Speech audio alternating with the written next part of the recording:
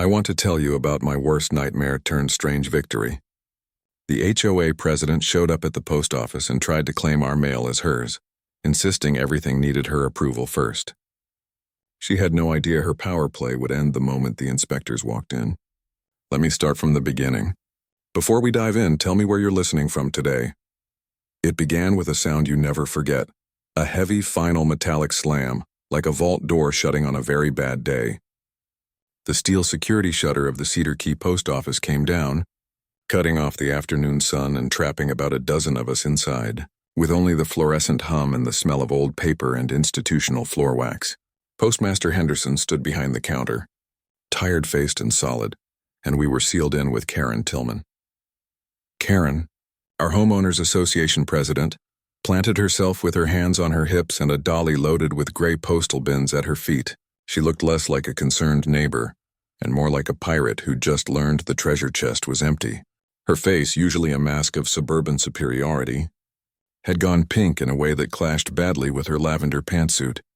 "This is outrageous," she announced to the room, while her glare never left Postmaster Henderson.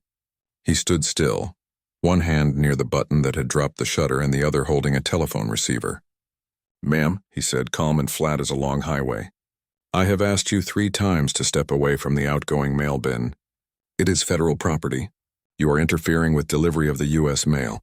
That is a federal offense." My wife, Jane, stood beside me. She said nothing but didn't need to. Her phone was steady in both hands. The little red recording light glowed. Jane is an EMT, and when things get chaotic, she becomes laser-focused. Me, I'm Hank Flanders. I sell commercial hardware, hinges, locks, security systems.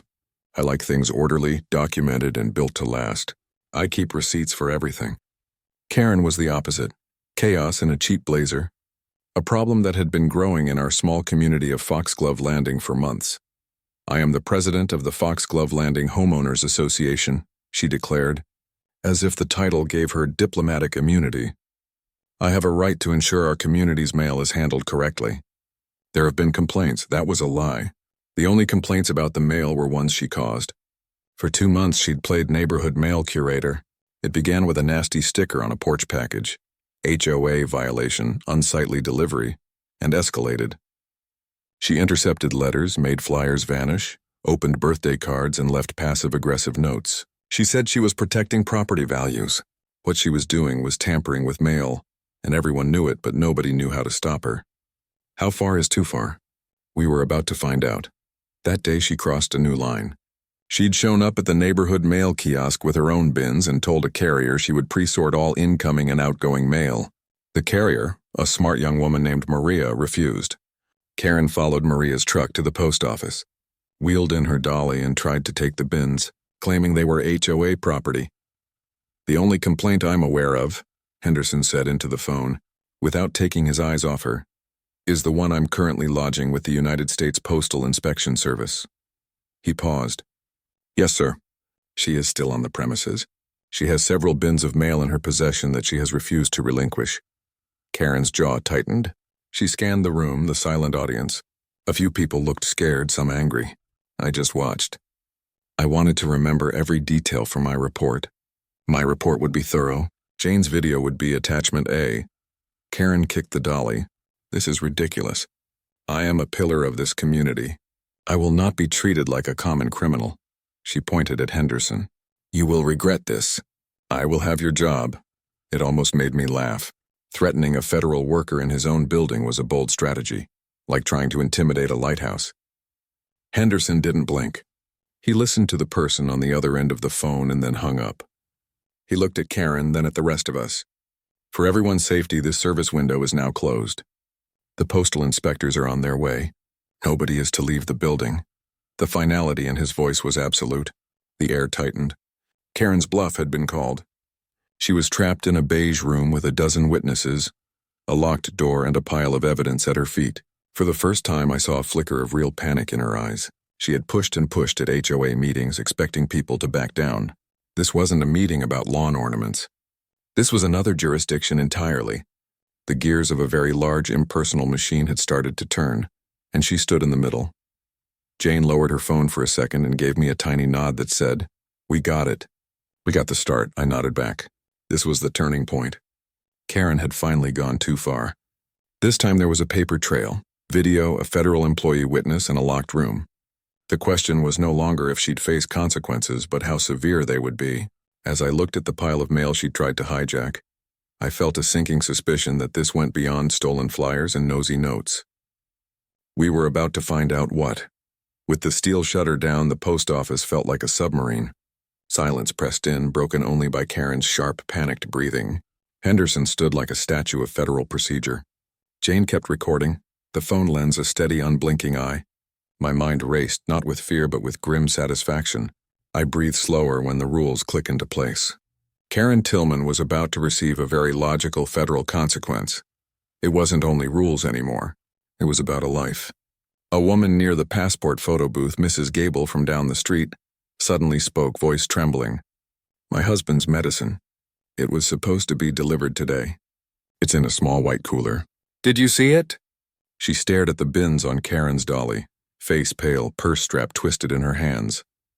Karen scoffed. "I'm sure it's fine. Everything is being properly sorted. If it mattered, they'd plan better." "A pancreas does not run on your schedule," I said. Karen tried to regain control, projecting authority like a shield, but the shield had holes. Jane stepped forward, EMT instincts engaged. "Ma'am," she said to Mrs. Gable, calm and professional, "what kind of medicine?" "It's his insulin," Mrs. Gable whispered, tears welling. "The specialty kind. It has to be kept cold. He's a brittle diabetic. He needs his dose in about an hour." Jane thumbed 911 on speaker. Medical cooler located. "Need EMS on standby." The room's hum sharpened. An hour. A medical clock had started ticking in the middle of our federal standoff. I looked to the gray bins on Karen's dolly. Overflowing letters, catalogs, small packages, then a small white styrofoam cooler tucked between a Pottery Barn catalog and an Amazon box. Red lettering read medical supplies.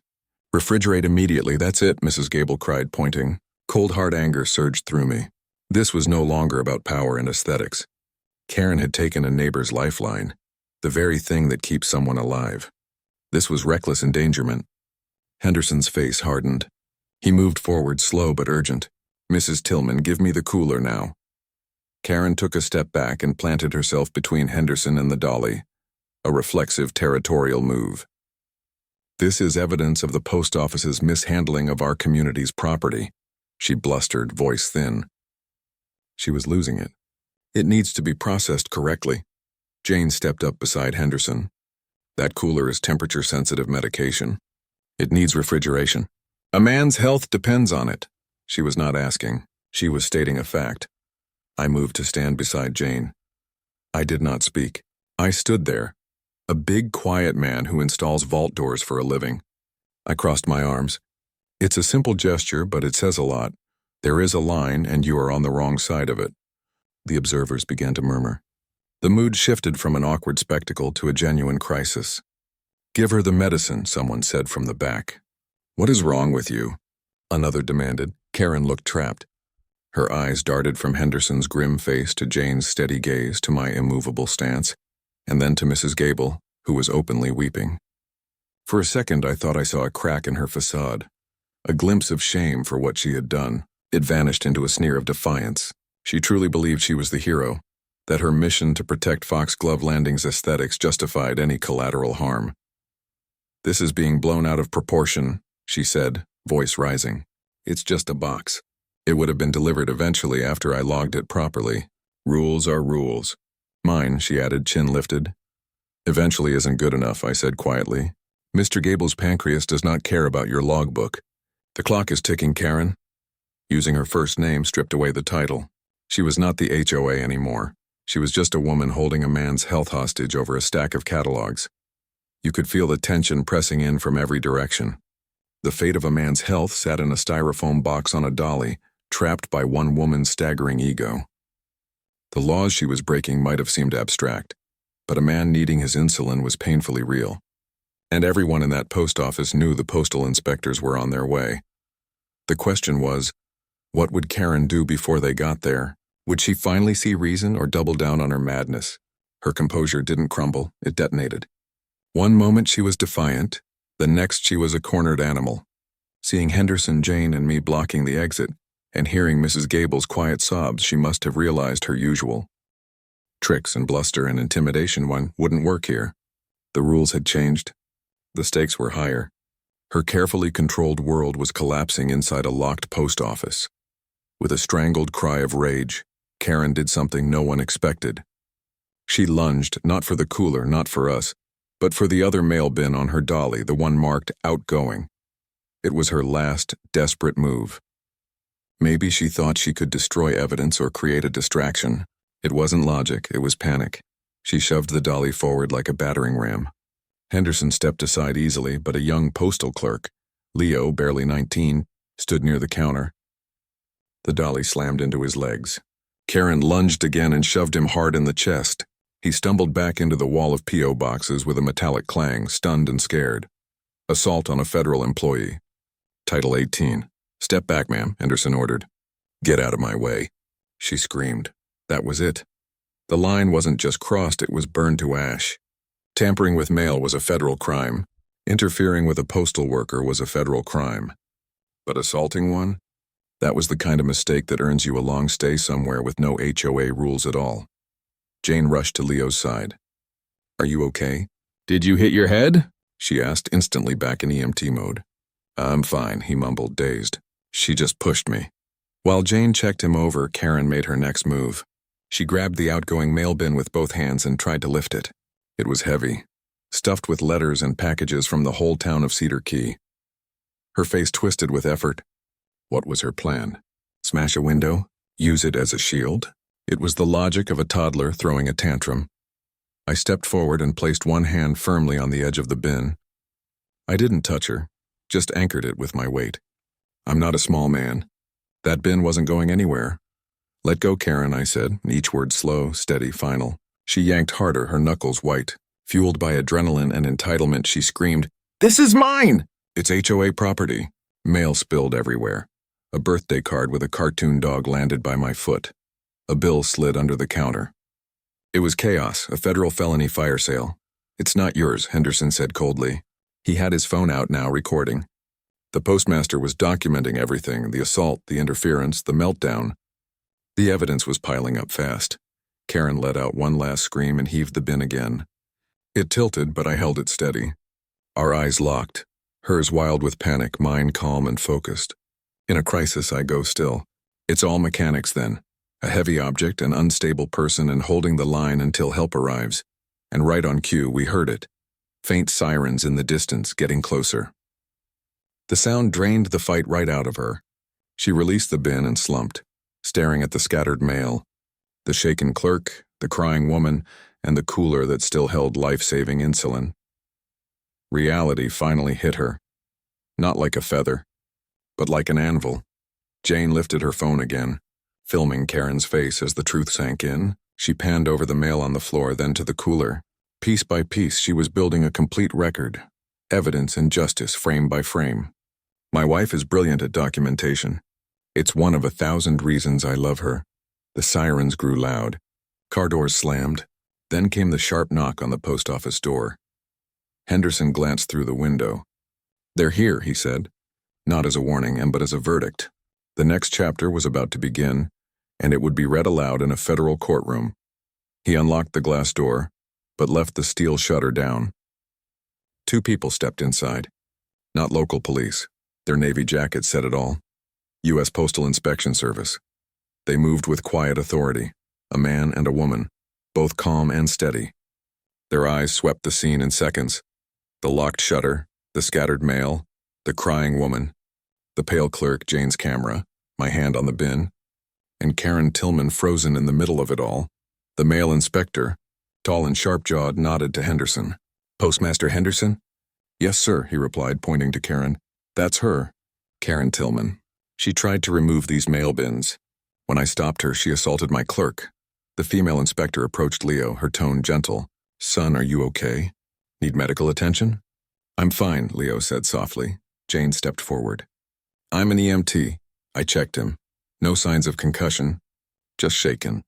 The inspector gave a nod of respect, then turned to Karen. Her expression hardened to steel. The male inspector moved closer to Karen, calm, deliberate. in full command. "Ma'am, I'm Postal Inspector Davies. This is Inspector Rohr. Hands behind your back. You're under arrest for mail interference and assault." Karen's mouth opened, then closed. No words came out. The fight was gone. The arrogance was gone. All that remained was a woman in a lavender suit who'd made a string of catastrophic choices. For a fleeting moment, I almost felt sorry for her. Then it passed. Pity is for mistakes, not for selfishness that puts lives at risk. She froze, unable to move. Inspector Davies didn't repeat himself. He simply stepped forward, took her arm gently but firmly, and turned her around. The handcuffs clicked, sharp, metallic, final. The sound of an ending. Davies lifted a small key marked 317. The message was clear. Her freedom had officially been stamped, sealed, and delivered. "Matches the box number," he said. Jane's phone was still recording, capturing everything. The glint of steel on Karen's wrists, the stunned look on her face, and the calm precision with which Inspector Davies patted her down. This was the raw, unedited truth of her actions. No HOA meeting notes could soften it. No friendly talk with the local deputy could make it disappear. These weren't small-town cops. These were federal agents, and the feds don't do friendly chats. Inspector Rohr addressed the rest of us, her voice crisp and professional. "We'll need statements from everyone," she said. Then turning to me, "Document every piece. Restitution can go per item." She scanned the room, her eyes landing on the white cooler. "But first," she said quietly, "what's the story with that?" Mrs. Gable, bolstered by the turn of events, stepped forward. "That's my husband's insulin," she said, pointing at Karen. She took it. "He needs it urgently." Inspector Rohr's eyes narrowed. She walked over, picked up the cooler, and handed it straight to Mrs. Gable. "Go," she said firmly. "Take care of your husband. We'll contact you later for your statement." Mrs. Gable clutched the cooler like a winning lottery ticket and hurried out, Henderson holding the door for her. A moment later, Jane's phone buzzed. A text, "Dose given. He's stable. Thank you." The immediate crisis was over, but the legal one had just begun. Inspector Davies guided a now compliant Karen to a chair. He began to read her rights in a calm, steady voice. "You have the right to remain silent. Anything you say can and will be used against you in a court of law." The words hung heavy in the air. This was real. I looked at Jane.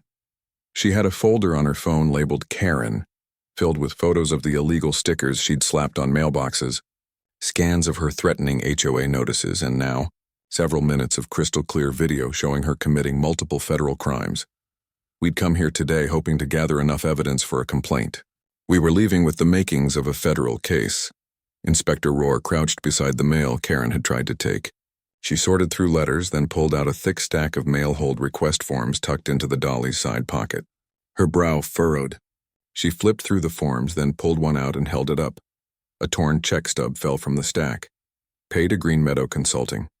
She bagged it as evidence. "Henderson," she said without looking up, "did you process a mail hold for the entire Foxglove Landing development?" Henderson looked puzzled. "No, of course not. That would require a request from every resident. We've had no such requests." Rohr stood holding the form between two fingers. "Well, according to this," she said, "you did. It was an authorization to hold mail, the form 876, supposedly signed by the Foxglove Landing Architectural Review Board. It claimed to authorize a full mail hold for the entire 300 block. Effective immediately." She glanced at Karen, whose face had gone from pale to ghost white. "The thing is," Rohr continued, her voice low and cutting, "this form looks real. But it's not. It's a forgery, a convincing one, but fake nonetheless. A forged federal document. The list of charges just kept growing. This wasn't a single act of mail tampering anymore. This was organized, deliberate, and deeply calculated. And the question burning in my mind was simple. Why? Why go to all this trouble? What was in our mail that Karen and her so-called HOA board were so desperate to intercept? The handcuffs were just the beginning. The real story was buried somewhere in that pile of paper, and we were about to start pulling the thread. The days that followed the post office showdown were a strange mix of quiet and chaos. The neighborhood buzzed with gossip, but the federal investigation went silent. Karen was released on bail under strict orders to stay at least 500 feet away from any U.S. Postal Service property.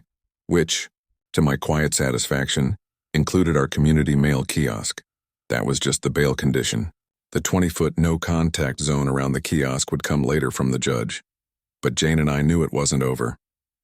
That forged mail hold form was a loose thread, and I'm the kind of man who pulls on loose threads. Inspector Rohr had given me her card. I called her. I told her about Jane's video evidence and the months of harassment leading up to this. She was interested, very interested. She asked us to come to their field office. We spent an afternoon in a gray government building giving formal recorded statements. Jane handed over a drive containing all her files. I submitted a neatly typed chronological record of every incident I'd witnessed, complete with dates, times, and photos where available. Inspector Rohr reviewed my file, then looked up with a faint smile. "Mr. Flanders," she said, "you have a gift?" "I like order," I told her. She nodded, then turned back to the forged mail hold form on her desk. And that's when the next piece of the puzzle began to fall into place. "The signature is for the Architectural Review Board," Rohr murmured, studying the form, "but the contact information listed here isn't an address. It's a P.O. box right here in Cedar Key." My mind started clicking. An HOA board doesn't need a P.O. box. They already have a clubhouse and a management office. A secret box meant secret correspondence. Someone was receiving mail they didn't want anyone else to see. "Can you find out who rented it?" I asked. "We already did," Davies said, stepping in. "That was the first thing we checked. It was rented 6 months ago. The name on the application is Arthur Pendleton, treasurer." Jane and I exchanged a look. We knew every single member of the HOA board. There was no Arthur Pendleton. Our treasurer was a man named Stan, a retired accountant who could barely stand up to Karen, let alone create a secret identity. "The address listed for this Pendleton," Rohr added, "is a vacant lot off the highway, and the payments for the box were made with untraceable money orders. A fake person, a fake address, a secret P.O. box for a fake board. This wasn't just overreach, this was conspiracy. Deliberate, planned, and well-funded. We went home that night with our heads spinning. This wasn't just Karen on a power trip. She had structure, strategy, and a purpose we didn't yet understand. That evening, Jane sat at the kitchen table cross-referencing property records while I did what I do best, make lists. What we knew: Karen was intercepting mail. She was using forged federal documents to do it. She had a secret P.O. box under a fake name. She was desperate enough to assault a federal employee to protect it. "Hank," Jane said suddenly, her voice tight, "look at this." She turned her laptop toward me. "There's no registered business called the Foxglove Landing Architectural Review Board. It doesn't exist legally. The real one is just a subcommittee under the HOA. It has no independent authority." "So she created a ghost," I said, the realization sinking in. "A shell organization to make her scams look legitimate. It was clever and deeply fraudulent. She could issue violation notices, cash checks, and sign documents, all under a fake name that kept her dirty dealings off the official HOA books. Then it hit me, a long shot, but one worth taking. "The P.O. box," I said. "They paid with money orders, but they had to fill out the form in person. There are cameras in the post office." Jane's eyes lit up. "And Henderson would have been working. He knows everyone."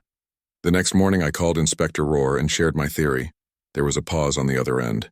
"Mr. Flanders," she said slowly, "that's a very good point. We're pulling the footage now." 2 hours later she called back, her voice buzzing with excitement. "You were right. We've got them, clear as day. 6 months ago, 2 people came in to rent that box, Karen Tillman and Marcus Thorne. The name hit me like a jolt. Marcus Thorne. He wasn't a resident. He wasn't on the HOA board.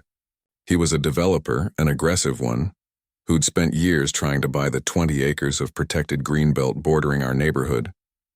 We'd voted him down every single time, and suddenly everything made sense. The fake board, the secret P.O. box, the forged documents. It wasn't about controlling mailboxes or dictating paint colors. It was about money. It was about land. Karen wasn't stealing birthday cards. She was intercepting legal notices, zoning applications, and ballots tied to the greenbelt sale. She was rigging the game, and Marcus Thorne was bankrolling her. The secret P.O. box was their private communication line, a place for payments, documents, and orders, all outside official channels. We had just uncovered the motive, and it was worth millions. The hook wasn't just in Karen anymore.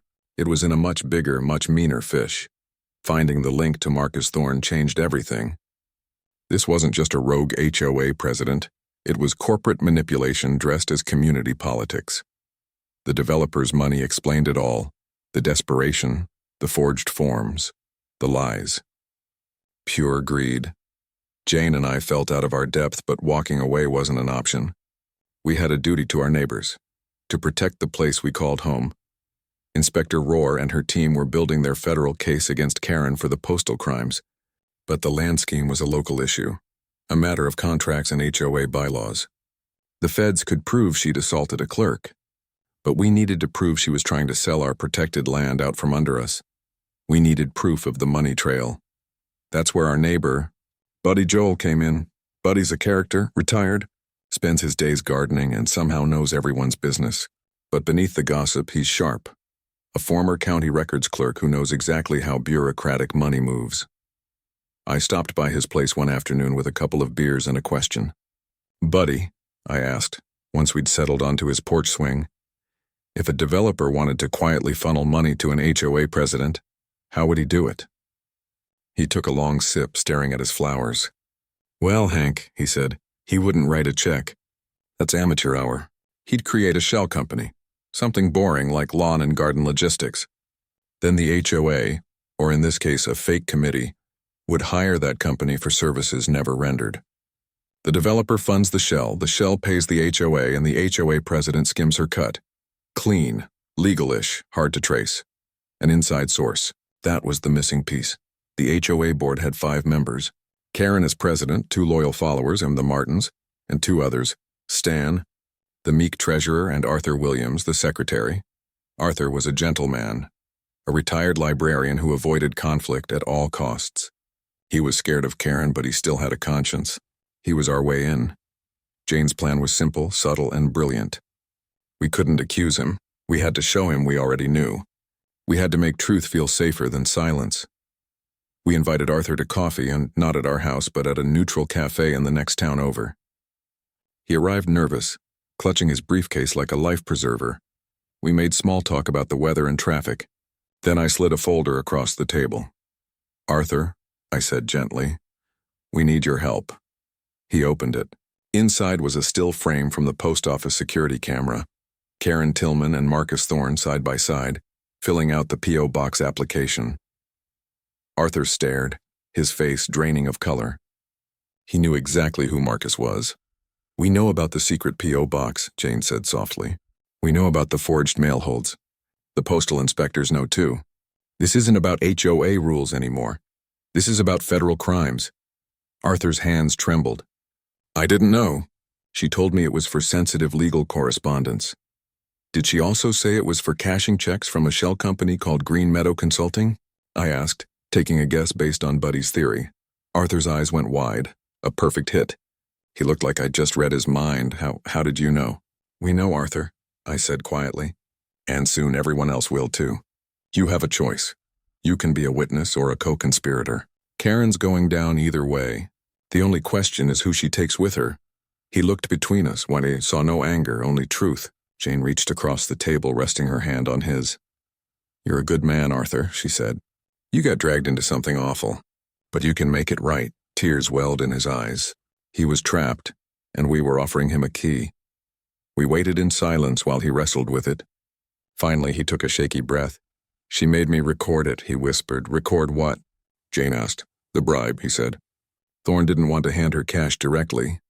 He wanted leverage. He made her solicit the bribe on a phone call, and he made me record it, as insurance in case she got greedy." Arthur opened his briefcase and pulled out a small black voice recorder.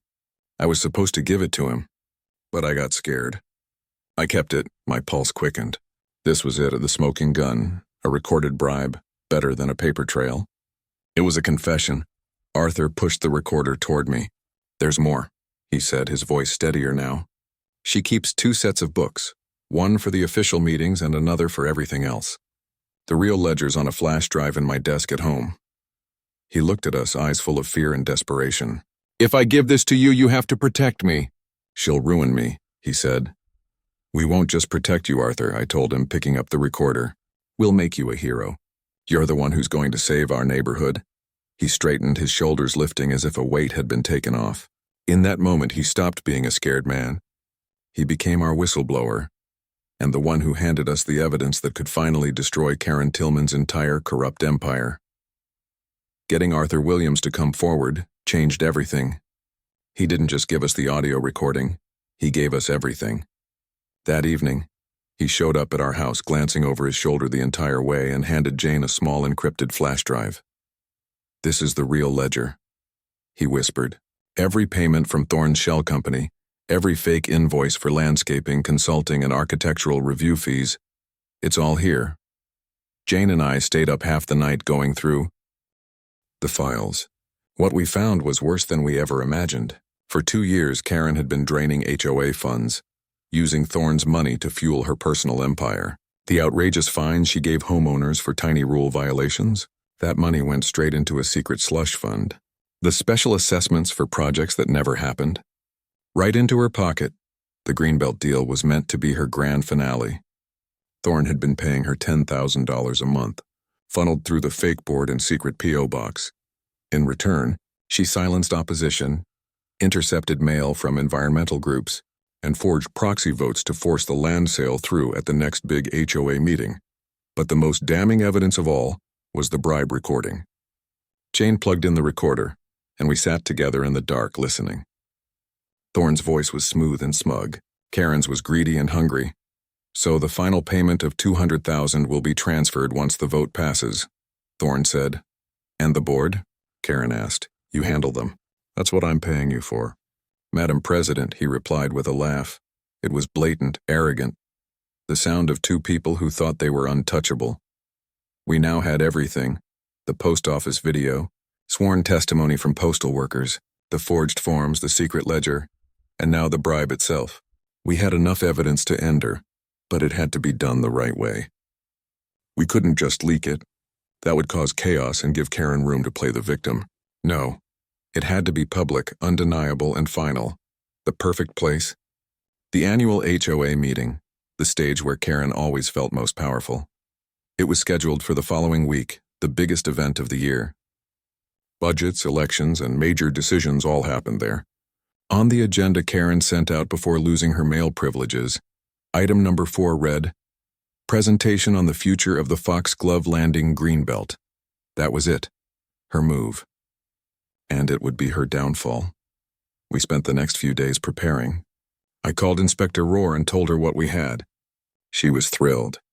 The federal case was already solid, but this added wire fraud and conspiracy charges. She arranged for Arthur to make a protected statement in exchange for full immunity.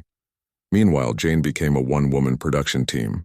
She edited all the footage into a single devastating timeline: post office videos, Henderson's security footage, and even body cam clips from the postal inspector, all synced to the bribe recording. She overlaid animations showing money flowing from Thorne's shell company into the HOA's secret accounts. It was pure digital justice. When the night of the meeting came, the clubhouse was packed tighter than I'd ever seen. The tension was thick. Everyone had heard rumors about Karen's arrest at the post office, but no one knew the whole story. Karen stood at the podium, calm and polished as ever. If she was nervous, she didn't show it. Her loyal board members and the Martins sat beside her like statues. Arthur was there too, pale but steady. He gave me a small nod. Karen breezed through the first few agenda items, her confidence on full display. Then came item 4. "And now," she said brightly, "we'll discuss an exciting opportunity for the future of our beautiful but underutilized Greenbelt. I'd like to introduce a proposal from Thorne Development Group." That was my cue. I stood from the back of the room. "Point of order, Madam President," I said clearly. Karen's smile faltered. "This is not the time for questions, Mr. Flanders." "This isn't a question," I replied, walking toward the front. "It's a presentation, and it takes priority." Before she could stop me, Jane connected her laptop to the projector. The screen behind Karen, meant to display glossy condo renderings, flickered, and instead showed a clear image of the forged mail hold form. The crowd gasped. Karen's face went white. What is the meaning of this? This is an unsanctioned presentation, she barked. The meaning, Jane said calmly, is that our HOA has been the victim of a criminal conspiracy, and we have proof. She pressed play. For the next 15 minutes, Foxglove Landing watched their world unravel. Every video, every document, every timestamp was laid out in perfect sequence. The chaos at the post office, Karen shoving Leo, the arrest, the ledger, and the bribe recording. Karen's voice echoed through the speakers as Jane narrated the evidence, steady and factual. When the video ended with a close-up of the secret P.O. box form signed by Karen, silence filled the room. Then came the eruption, shouting disbelief, fury. The Martins resigned on the spot. Karen just stood there frozen. Her mask of control shattered. Her reign was over. Not through violence, but through truth, projected 10 feet high for everyone to see. The aftermath was swift. The Martins fled the building, apologizing as they went. Karen turned and walked out without a word, followed by angry homeowners demanding answers. In 15 minutes, her entire power structure had collapsed. Arthur Williams, finally free of fear, was nominated interim president on the spot. But the real reckoning came weeks later, in a federal courtroom. The room was imposing, all dark wood and solemn quiet. Karen sat at the defense table beside a high-priced lawyer, looking small and fragile. Across the aisle, Marcus Thorne glared, furious that his name had been dragged into it. His money couldn't save him this time. Judge Allister presided, firm, fair, and feared by anyone who'd ever tried to abuse power. Karen passed us on her way in, chin high like she still owned the place. We didn't need to testify. Our evidence, the video, the documents, the recordings, was overwhelming. Karen and Thorne both took plea deals to avoid a full trial. This was the sentencing. The prosecutor laid it all out clearly. The forged paperwork, the shell companies, the secret accounts, the bribe. He spoke about the fear Karen had caused, the betrayal of trust, and how one woman's greed nearly tore apart an entire community. This was not a mistake, Your Honor, he concluded. It was a calculated, long-term scheme to defraud her neighbors and violate federal law for personal gain. Karen's lawyer tried to paint her as an overzealous leader who lost perspective. He talked about her volunteer work and dedication to the community. I almost laughed. Her passion wasn't for community, it was for control. Then Judge Allister spoke, her calm voice echoing through the courtroom. Mr. Thorne, she began, you are a man of influence. You chose to use that influence to corrupt a community leader and steal public land. Your greed is matched only by your arrogance. She fined him heavily and sentenced him to 2 years of probation, barring him from any real estate activity in the county. Then she turned to Karen. Mrs. Tillman, she said, voice laced with quiet disappointment, you were entrusted with leadership. Your neighbors believed in you, and you betrayed that trust completely. You used your authority not to serve but to steal. You acted as though the rules and even federal law didn't apply to you. She paused, glancing down at her notes.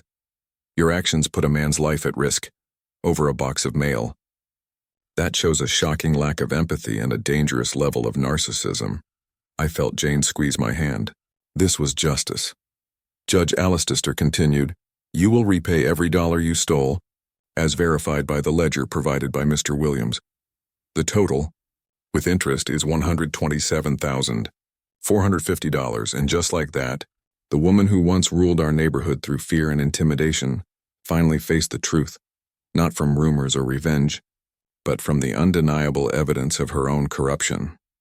A gasp rippled through Karen's side of the courtroom. Second, the judge continued, for the emotional distress and violation of privacy caused by your illegal mail tampering, you will pay restitution to every household in Foxglove Landing. I'm setting the amount at $100 per home, for every confirmed incident of mail interference, plus $250 per tampered item, with 18% annual interest until paid. The court has the list. It will be a substantial sum.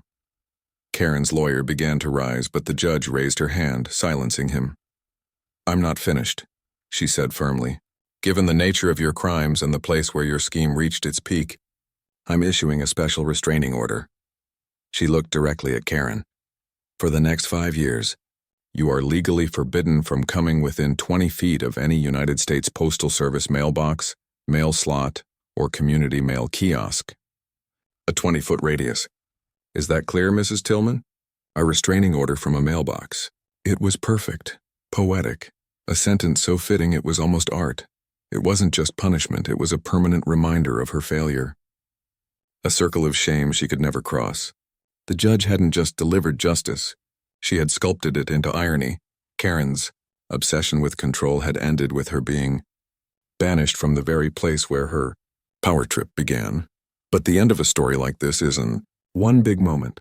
It's a series of quiet ones. In the months after sentencing, Foxglove Landing began to breathe again. The fear that had lingered for so long finally lifted. Neighbors started talking openly again, no longer whispering complaints about Karen but chatting freely across front lawns. The nasty HOA violation notices stopped showing up on doors, and the most poetic part of all, as part of her plea deal, Karen was sentenced to 500 hours of community service at the Cedar Key post office. Not behind the counter, of course. Her job was to sweep floors, wash windows, and sort recycling under the watchful eye of Postmaster Henderson. A few times when I dropped off a package, I'd see her there in a bright orange vest, her face fixed in grim resignation. She never made eye contact. The self-proclaimed queen of Foxglove Landing was now scrubbing the floors of the castle she once tried to rule. It was a humbling, public fall from grace. Under Arthur Williams's temporary leadership, the HOA was rebuilt from the ground up. The first step was hiring a forensic accountant to audit every transaction from the last 5 years. The report uncovered a nightmare of fraud and embezzlement, but it also gave us a clean slate. We held new elections, implemented term limits, and made transparency mandatory. Every meeting was recorded, and all financial records were posted online for residents to review. We weren't just removing corruption. We were making sure it could never grow back. Jane and I became unlikely heroes. People stopped us on the street to thank us. Mrs. Gable brought over a homemade apple pie. Her husband looked healthier than ever. Buddy Joel appointed me the unofficial head of his one-man neighborhood watch, which mostly meant sitting on his porch with a couple of beers, making sure no one's recycling bin was overflowing.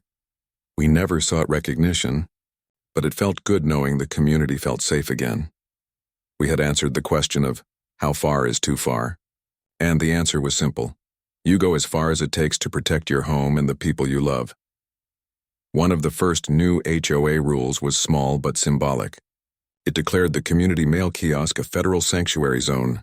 To make it official, Arthur, now the newly elected president, took a can of bright orange spray paint and a measuring tape one Saturday morning. He carefully marked a 20-foot radius around the kiosk, painting a clean, bright circle on the pavement. It was a living reminder of Karen's restraining order, a boundary between our community and her corruption. A few weeks ago, Jane and I were walking our dog and stopped to check the mail. I paused, looking down at that orange line. Faded now, but still visible, it was like a scar. But not one of pain, a scar that told a story of healing. The story of how a quiet, organized man and his strong, steady wife finally said, "Enough." How a neighborhood pushed to the brink found the courage to fight back. I opened our mailbox, number 1 and 12, and pulled out the day's mail. A bill, a catalog, a postcard from Jane's sister. Simple, ordinary things. But they felt different now. They felt sacred. I looked at Jane and smiled. The neighborhood was calm. The mail was safe, order had finally been restored.